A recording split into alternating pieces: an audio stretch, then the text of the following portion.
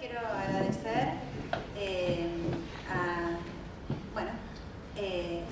a todo el equipo que organizó estas jornadas, también a todos los anfitriones que nos están atendiendo muy bien. También felicitar a la agrupación que organizó ese workshop y que entusiasmó también incluso al colectivo Agua Alta a venir a construir la tribuna para la hinchada, que me parece una actividad muy potente y que la verdad es que cuando uno ve que todo lo que podríamos hacer desde la universidad que impacte, aunque sea en pequeñas cuotas, en nuestra situación como de escasez, para ponerlo en algún término, creo que es reconfortante y sería bueno que cada una de nuestras universidades públicas pueda encontrar el tono o el lugar en donde hacerlo. No quiere decir que en todos lados haya que hacer lo mismo, pero sí buscar más impacto entre la sociedad y la universidad. Bueno, y también agradezco, estoy muy contenta por venir, siempre conozco gente muy potente, así que vamos a empezar nomás. Ana Valderrama me pidió que en esta charla yo comentara un poco lo que hicimos en la gestión en la cual yo fui secretaria académica, digamos, todas las acciones que se impulsaron desde la Secretaría Académica en la gestión del arquitecto Ian Dutari. Entonces voy a contar un poco cuáles fueron esas convicciones personales, que también fueron convicciones compartidas con el decano, que tienen que ver con cómo reorientar la forma en que pensamos y hacemos arquitectura, que tiene que ver con esta construcción de lo intangible y de lo tangible, y cómo esa condición de la arquitectura atraviesa una gestión y trata de entusiasmar a toda la comunidad académica. Y bueno, desde la Secretaría Académica a mí, digamos, estaban a cargo todos los alumnos, que son 10.000 y son 2 carreras, pero también el trabajo que hicimos fue muy fuerte en un programa de formación docente que se llamó Cómo Enseñamos. Y ese eje, que fue uno de los ejes que trabajamos, tocó y ordenó un montón de actividades que nos llevaron en un primer momento en pensar cuáles son los ámbitos que desde que operamos como arquitectos y cómo, digamos, replicarlos dentro del ambiente, dentro de la Facultad de Arquitectura. Ahora sí podemos pasar.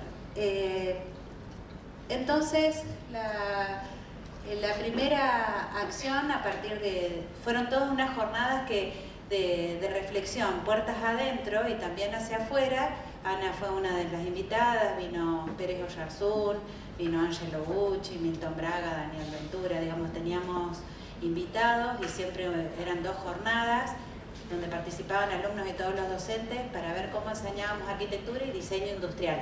Acá, como estoy en una facultad de arquitectura, me voy a reducir a las actividades de arquitectura. Entonces, lo primero fue pensar que nuestro lugar del aprendizaje, que siempre en todas las facultades es el taller, necesitaba tener un taller al aire libre. Y entonces, toda esa discusión, todo, digamos, ese programa del cómo enseñamos, una de las primeras acciones en la que impactó fue tomar un lugar de la facultad y situar el aprendizaje. El situar el aprendizaje fue sacarlo del taller, o sea, tener una alternativa de aprender afuera del aula, y coincide con la premisa de este seminario, que es aprender haciendo. Entonces encontramos cuál era el lugar de las prácticas, y eso ¿a qué sirvió? Ah, perfecto, gracias. ¿Cuál es la que lleva para adelante? Esta. Perfecto. Entonces, ¿eso en qué derivó? Derivó en que hubieron un montón de prácticas académicas y de actividades que en un principio las voy a enumerar para que ustedes se den cuenta. Los workshops empezaron a organizarse entre diferentes cátedras, o sea, hubo momentos en donde diferentes cátedras, a veces de la misma área, por ejemplo del área de construcciones, y muchas también fueron promovidas en este programa de cómo enseñamos, de entre cátedras de diferentes áreas, es decir, una cátedra de construcciones, una de instalaciones, una de arquitectura, formaban un workshop y ese workshop después derivó en prácticas que se hicieron en ese playón de prácticas y por ejemplo en este caso derivó en un grupo de estudiantes que desarrolló su tesis uno en uno y que impactó en que se incorporó una nueva escala en las tesis, en los trabajos finales de grado. O sea, nosotros hasta ahora nunca habíamos tenido ningún trabajo de grado que hubiera trabajado la escala del uno en uno y que tuviera todo un desarrollo tecnológico y también social, porque eran unos refugios que se montaban rápido. Este se montó dentro de la facultad, pero digamos fue como atravesando las prácticas de manera muy rápida. Nosotros eso lo implementamos en el 2014 y para el 2017 esto funciona o funcionaba hasta ahora con mucha, como si hubiera estado siempre, digamos, como que todos nos acostumbramos que el patio dejó de ser un patio cómodo para ser un patio lleno de material. De a poco la gente se fue acostumbrando de que sea sin prolijo, forma parte de un escenario de una facultad de arquitectura, que ese es nuestro laboratorio, así como los químicos tienen laboratorios de ensayo, nosotros también tenemos que tener un lugar en donde poder ensayar, que ahora ya les voy a explicar un poquito acerca de eso. Y también sirvió, esta es la primera parte que voy a explicar acerca de la gestión, es en que se socializaron las prácticas. Al estar en un lugar visible para todos, uno empezaba a conocer lo que el otro hacía, cómo aprendían, los estudiantes también podían ver qué se hacían en otras cátedras. O sea, apareció una situación que yo creo que nos puso a todos en sintonía. Todos queremos ser buenos arquitectos y estamos en la facultad para formar mejores arquitectos. Entonces, creo que nos volvió a poner la disciplina en el centro, en el eje.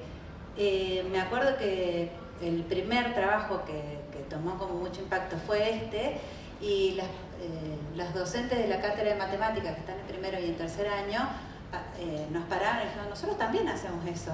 Entonces, para el otro práctico, ellas participaron también en un workshop que vinieron unos alumnos de otra universidad de Estados Unidos, la Rensselaer, haciendo los ensayos matemáticos previos a partir del trabajo del ladrillo. O sea, ellos quisieron, que es ellos quisieron conocer, trabajar una técnica local, y eso fue otra de las cuestiones que se incorporó al playón de prácticas, que es que estos modos de hacer saberes tradicionales y que tiene que ver con la producción local de Córdoba en particular, entró a la facultad y de golpe teníamos albañiles y la cátedra de producción y gestión trabajó, se sumó después cuando estaban los albañiles haciendo el replanteo de la obra, digamos, empezó a tornarse el patio, y siempre fue el patio en ese, ahora le llamamos playón de prácticas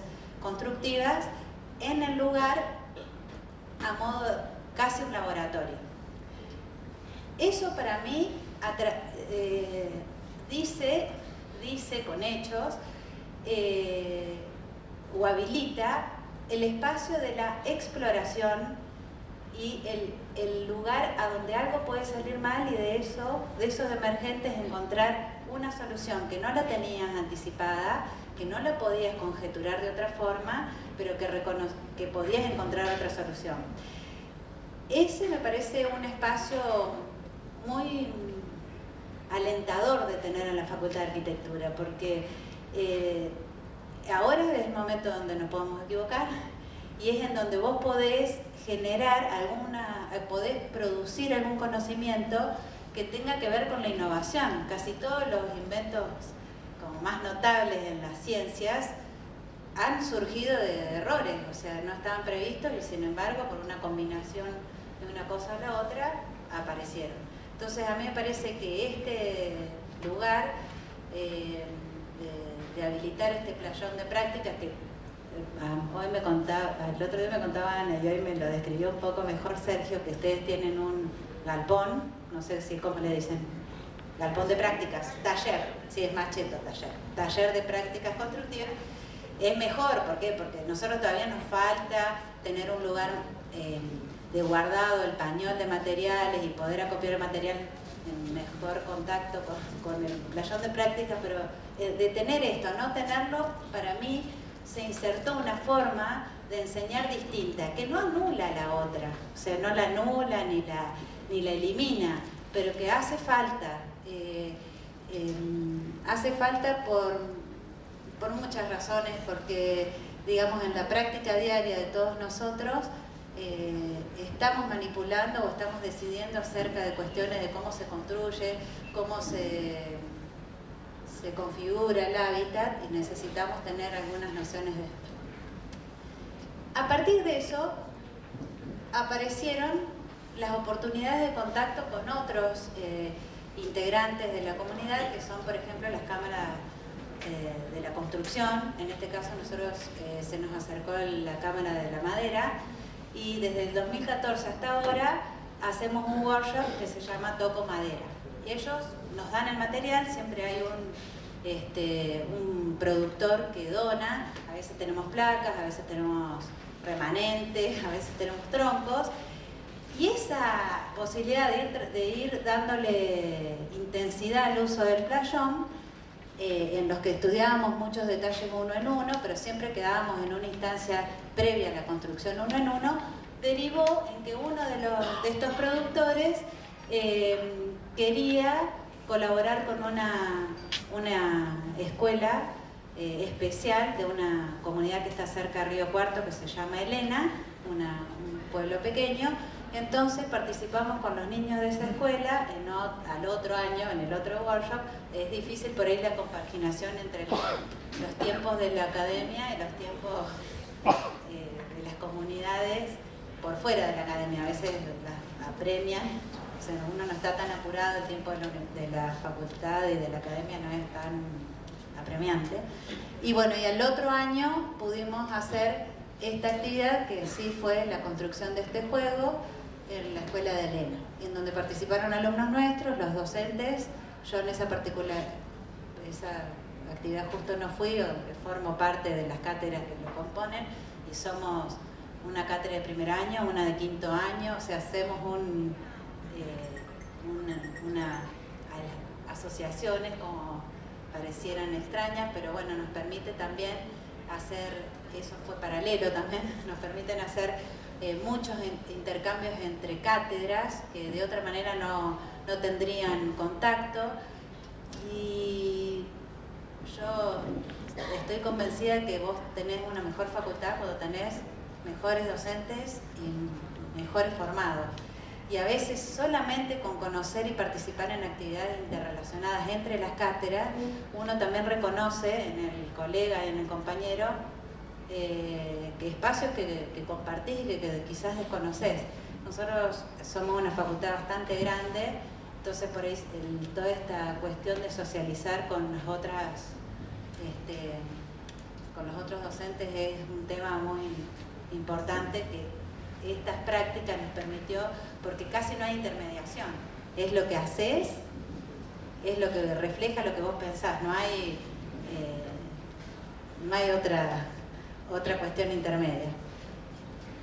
Bueno, esto que yo les decía que fueron convicciones personales y también compartidas, vienen, y esto es un poco más dirigido a los estudiantes, no tanto a los investigadores de la casa, Comenzó, cuando yo me recibí, no había ido a ninguna obra, no íbamos a la obra.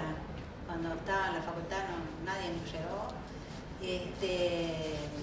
Teníamos la facultad en el pleno centro de la ciudad de Córdoba, entonces tampoco teníamos ni patio, ni terraza, nada donde pudiéramos tener prácticas, entonces también creo que habrá dificultado a las autoridades de ese momento en darnos a conocer en contacto con la realidad. Entonces cuando me recibí, me pregunté ¿cómo se hacen las cosas? O sea, ¿cómo se hacen las cosas con ingenio? Entonces, trabajé en un estudio, justo hoy le contaba a Sergio, un estudio, yo me recibí en el 96, no había nada de trabajo, trabajaba en un estudio grande, que trabajaban para corporaciones de afuera, y si no, no sé qué sea. O sea, yo me inserté ahí, en un estudio muy grande que se llama GGMPU. Y me acuerdo que me tocó desarrollar toda la carpintería de una nave industrial. Yo no podía creer la cantidad de los pliegues, con todas las posibilidades de pliegue que podía tener una chapa. Yo digo, pero esto puede hacer maravilla con esto. Pero nunca había visto cómo se plegaba una chapa, ni podía imaginarme las cuestiones técnicas y todo lo que podés hacer manejando o conociéndola la técnica, no hace falta que uno la haga. Justo después fui a un curso que le estaba contando Joaquín, que lo hice con el papá en Italia. Fuimos a ver la obra de Carlos Scarpa y cualquier detalle que vos veas de Carlos Scarpa es una tesis de la construcción. Es mucha cabeza, mucho ingenio, conocer el material. Entonces ahí me decidí a hacer un curso de posgrado con el arquitecto Naselli, en donde nos ponía, la pregunta era ¿qué puede hacer el material? O ¿cuál es la naturaleza del material? Y a partir de ahí estaba el curso, era un curso de diseño que estaba muchas disciplinas mezcladas, había diseñadores industriales, artistas, geólogos, especialistas en hormigón. Entonces hicimos muchos ensayos. Todas estas cosas que ustedes ven siempre tenían un desafío, por ejemplo, a ver hasta cuánto podés tensar un acero, cuánto podés darle equilibrio a la resina que toma una temperatura bárbara con el plomo, que a la primera temperatura se deforma, o sea, nos ponía siempre en el desafío de reconocer con los materiales cuestiones de física, la deformación, el peso, las tramas que no tengan, trabajar con madera sin clavos, sin pegamentos, sin tornillos, sin nada, con encastre, ver cuestiones de equilibrio. Hacíamos muchos trabajos colectivos y esos trabajos colectivos después cada uno construía una parte y constituíamos un todo, cómo era pintar con fuego, digamos, cuestiones que quizás no estaban directamente relacionadas al quehacer constructivo, a nuestros problemas, y eso sí lo quiero como subrayar, pero esos ensayos y esos laboratorios te generan muchas preguntas y vos al tener que resolverlas entras en una mirada acerca de lo material, de lo tangible y de lo intangible, porque finalmente estás siempre mediando entre conceptos y materia para construir algo, que te promueven una actitud de curiosidad, de estar atento a cómo podés resolverlo de otra forma o con algún tipo de restricción. Por ejemplo, este ejercicio que yo les decía, que teníamos que hacer como un elemento alto, que no se caiga, que tenga estabilidad y sin clavos, sin pegamento, sin nada, era con encastre. Bueno, esa es una restricción. Y siempre tenemos algún tipo de restricción y de alguna forma la tenés que resolver. Esa parte yo lo cuento porque la verdad es que son exposiciones en las que uno solo se mete pero que sí formó, creo, en mí esta asignatura pendiente de decir si alguna vez tengo la posibilidad de modificar algo de la facultad que me formó, y que estoy orgullosa, no estoy para nada resentida ni nada, es hacer que haya algún espacio en donde esto pueda suceder. Yo creo que es en el momento en el que vos estás dentro de la facultad donde tenés que ir al encuentro de lo que no conoces. O sea, en cuanto te quedas en un lugar cómodo, hay algo que no está funcionando bien en la universidad. Con todo esto, con estas conversaciones y con estos intercambios en la facultad que conocí también con estas jornadas, muchos docentes, los tenía que conocer a todos, pero también me dio para conversar con otros, pensamos que sería bueno tener una materia en donde pudiéramos poner en acción todos estos intereses que teníamos, pero que de alguna forma nos pusiera a pensar en aspectos de nuestra ciudad.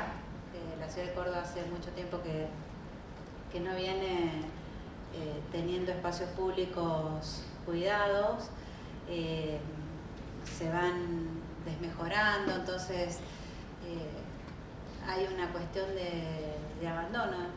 No sé si uno va a Córdoba y la ve siempre linda, pero en realidad, digamos, había algo de interés en inferir o de incidir en el espacio público.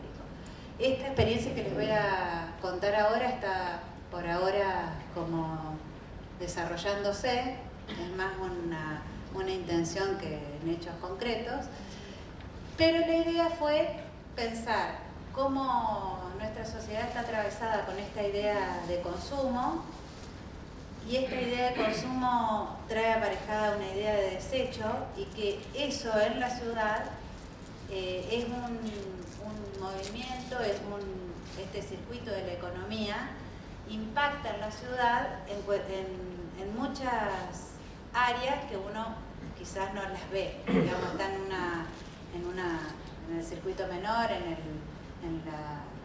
lo informal de la economía de toda ciudad. Con todos esos ingredientes, con pensar en el espacio público, en estos espacios de fisura, que nos llevaría quizás a hacer algunas intervenciones efímeras, o pensar el dispositivo como una acción que interpele al otro, o sea, no queremos hacer equipamiento, no estamos en esa tónica de hacer equipamiento, ni mejorar un espacio público, más te diría que es como, en cierta forma es incomodar con lo que nosotros hacemos, algo que sucede en el medio. Ahora les voy a contar uno de los trabajos que hicimos. Entonces, nos llevó a plantear esta materia, que es una materia electiva, que se llama Laboratorio de Dispositivos para el Espacio Público. Lo del laboratorio nos interesó porque queríamos queríamos que sea un espacio horizontal, que el proceso sea lo más importante más allá del resultado, que nos permitiera ir a ensayar cosas en las que no estábamos seguros en dónde íbamos a poder concluir, más allá de que en todos está el interés de terminar con algo concreto, o sea, uno quiere construir finalmente algo y quiere llegar a alguna conclusión, o sea, quiere tener un objeto terminado y después sacar conclusiones y aprender, etc. Entonces, y también lo llamamos dispositivo por esto que decíamos, más allá de que todo el trabajo que hemos hecho en estos 3 años ha derivado después, ahora nos contactaron de la Municipalidad de Villa General Belgrano porque hay un asentamiento que está de manera irregular y quieren que nosotros trabajemos con ellos para hacer unos módulos mínimos habitables. O sea, derivamos como, digamos, uno abrió un espacio y parece que uno abre un espacio y se encuentra con un montón de de oportunidades que te permiten interactuar con el otro. Bueno, entonces, abrimos esta materia, somos 6 profes de diseño industrial y de arquitectura y los alumnos también, y eso genera una sinergia increíble. Tenemos una mirada de cada uno de su disciplina, ve el espacio de manera muy distinta y ve también la técnica de una manera muy distinta. ¿A qué me refiero? O sea, en este taller primero decíamos, bueno, aunque sea, el objetivo sería que uno tenga una reflexión acerca de la técnica, cómo aprenderla, cómo saberla, digamos, desde la tenencia de la técnica hasta el saber. Pero después nos pusimos a pensar que era mejor mirarla a través de a la técnica como una posibilitante de producción de algo nuevo, no solamente como un oficio. Entonces fuimos a una chacarita que es, lo voy a decir, no sé acá cómo le dicen, o sea, allá en Córdoba están las empresas automotrices, que por eso es desarmadero, pero no es desarmadero de autos, ahora les explico lo que es como, sí, que por eso estaba esta frase que la escuché de una geógrafa que decía: toda ciudad se entiende a partir del territorio que la contiene, y no estoy hablando solamente de los aspectos físicos de la ciudad como algo físico, sino también como un movimiento de personas, de economía, de una cuestión territorial mucho mayor. En Córdoba hay muchas automotrices, las automotrices tienen muchos desechos, sobre todo de embalajes o de materiales que les salen mal, por ejemplo, los cables de los embragues que les salen mal, lo nombro porque uno de esos son con los que trabajamos, y la Municipalidad de Córdoba le cobra para retirarle ese desperdicio. Hay todo un circuito menor de la economía que retira gratis a la Renault los desechos y después los vende. Lo retira gratis y con eso se genera otro circuito menor de la economía que, bueno, en Córdoba es automotriz y acá será en relación a otra industria. Yo creo que eso sucede en todos lados, porque en San Martín, cuando fuimos el año pasado, pasa eso. Cuando viene la Terrabusi a llevarlo en San Martín, en Buenos Aires, lleva los desechos, ya están vendidos de antemano antes que llegue el camión de desechos de Terrabusi a Campo de Mayo. O sea, hay un circuito económico menor que no es tan menor, digamos. O sea, impacta mucho en la economía de la ciudad.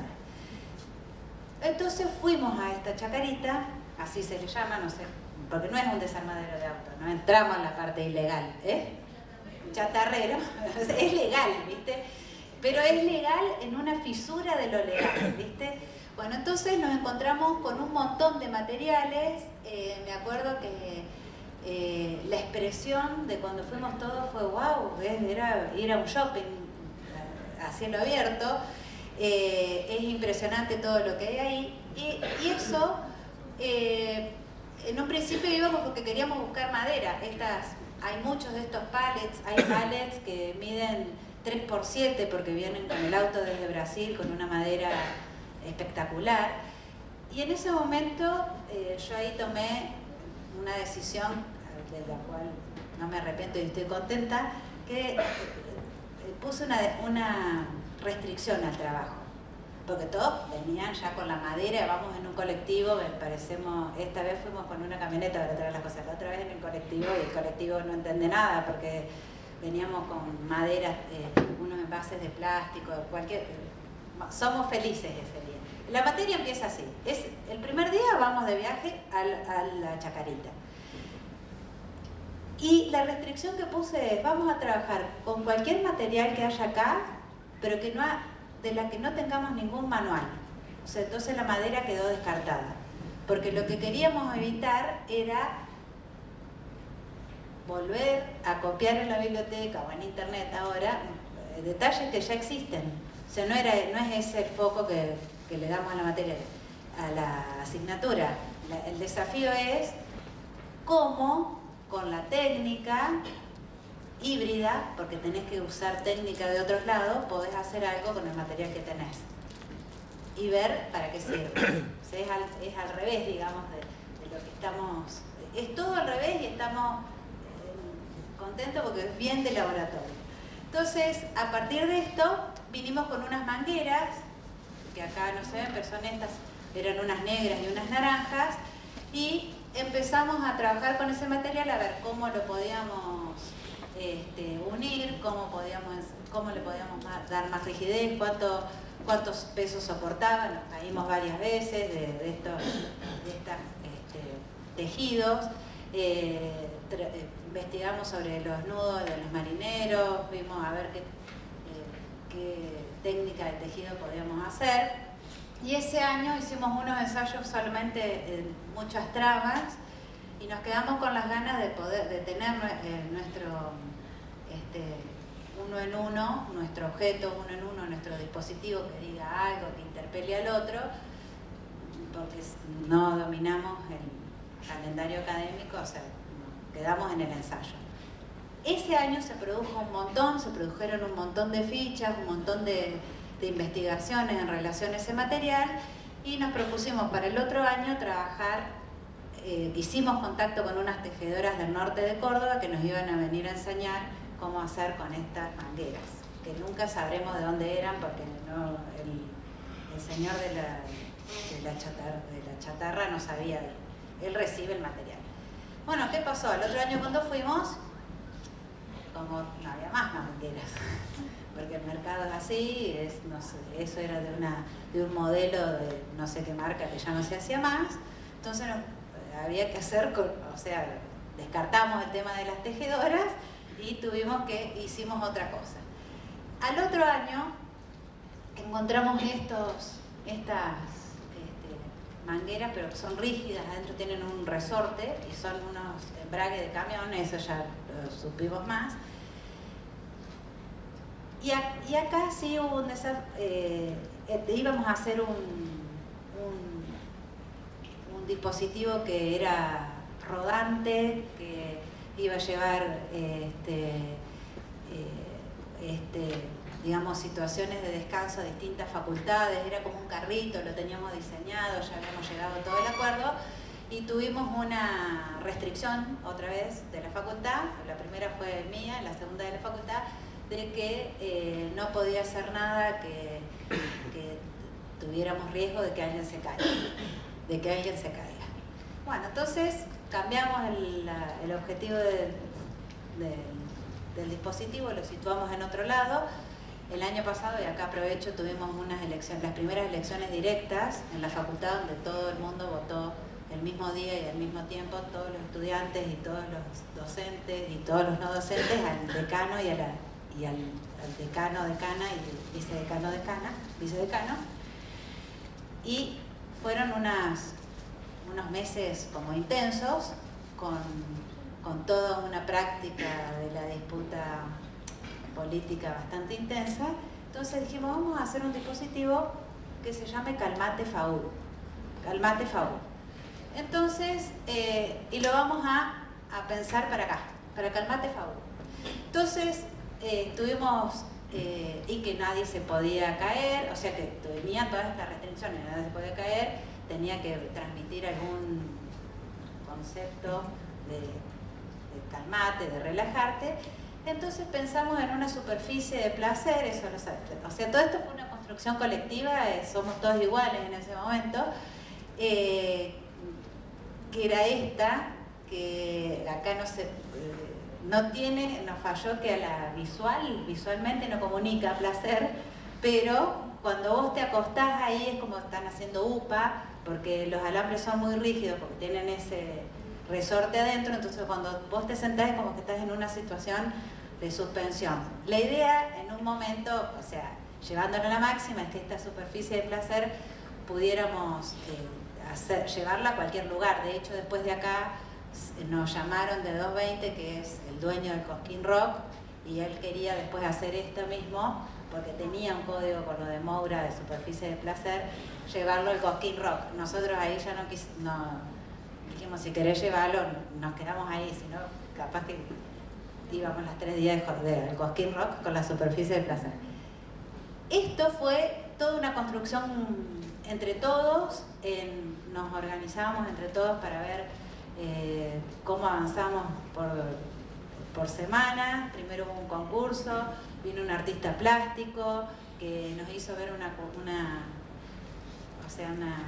aspecto importante. Nosotros lo tomamos como algo natural y nos dijo qué bueno que estén pensando en el concepto de placer para el espacio público. O sea, nosotros no lo habíamos visto así porque siempre salió en este contexto de que la facultad estaba casi intransitable porque todo el mundo estaba peleado con todo el mundo, entonces saludaba a uno porque estabas con fulano, era tremendo. Entonces, en esa situación nosotros pensamos en este dispositivo.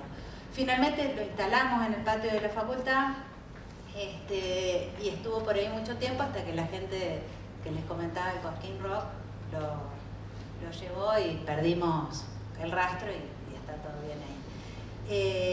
La idea de este año es volver a trabajar, pero ahora sí nos vamos a ir a un parque a trabajar, ya estamos haciendo las gestiones para ver qué pasa, digamos. Nunca, no tenemos anticipación y esto sí tiene que ver con esto, por eso hice un poco un recorrido personal. Es una materia que es electiva, o sea que no tiene, ya lo cursan 45 alumnos más o menos. La idea es promover un espacio que después les permita, o nos permita a todos los que pasamos por ahí, tener tratar de hacer esa transferencia después al trabajo que cada uno haga en su vida profesional, ya sea en lo público, en lo privado, en donde te toque. Y lo que sí hay una cuestión que es muy valiosa del trabajo que hemos desarrollado estos 2 años, es que no hay un autor de esto. O sea, esto se trabaja de manera colectiva, grupal. Somos 45 alumnos de diseño industrial, de arquitectura, los profes también tenemos como distinta formación. Y eso hace que vos tengas que trabajar todo un proceso, digamos. Lo más interesante de todo esto es que no está el proceso, todos los procesos paralelos que llevan a construir algo son los que se llevan toda la energía y está nuestro foco ahí, que es ver cómo hacemos para conciliar con el otro. Son espacios de consenso, digamos, tomamos decisiones de manera, salvo, bueno, las restricciones estas que tenemos, que siempre en todo proyecto tenía alguna restricción y bueno, lo tomamos como algo natural.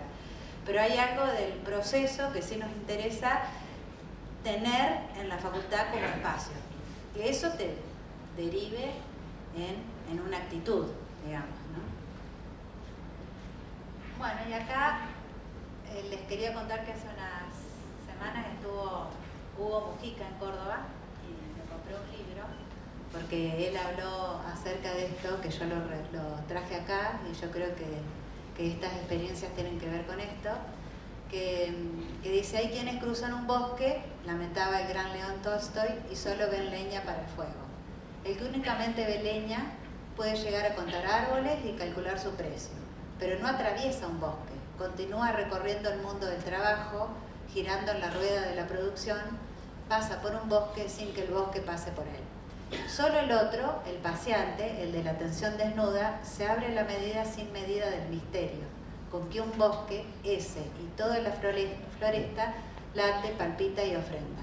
Se templa en lo que contempla. Ese es el espíritu que tiene este laboratorio.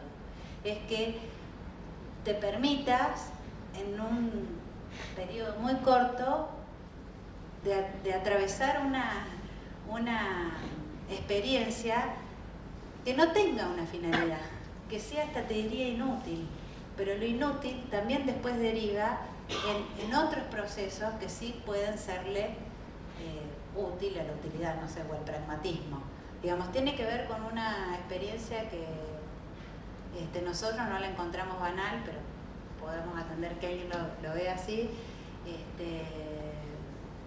porque pensamos que estamos construyendo todo un territorio que en algún momento va a acabar, o sea, de aguantar tanta cosa nueva, mientras estemos en este sistema donde el consumo nos atraviese a todos por igual, o sea, ya sea que seas del más rico al más pobre, siempre todos estamos atravesados por el consumo, hay paralela a la idea del consumo está la idea del desecho. Y yo pienso que vamos hacia momentos en donde nos va a exigir mirar esa otra parte, qué hacemos con nuestros desechos.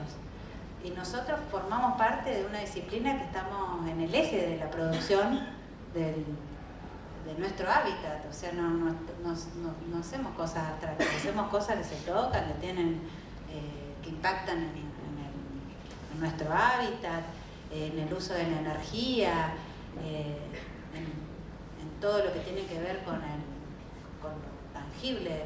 O sea, queremos que digan cosas lo que nuestras construcciones, pero también agradan al mundo.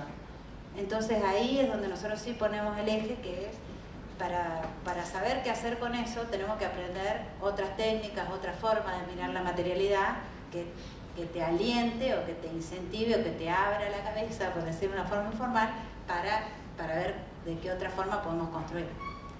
Y nada más.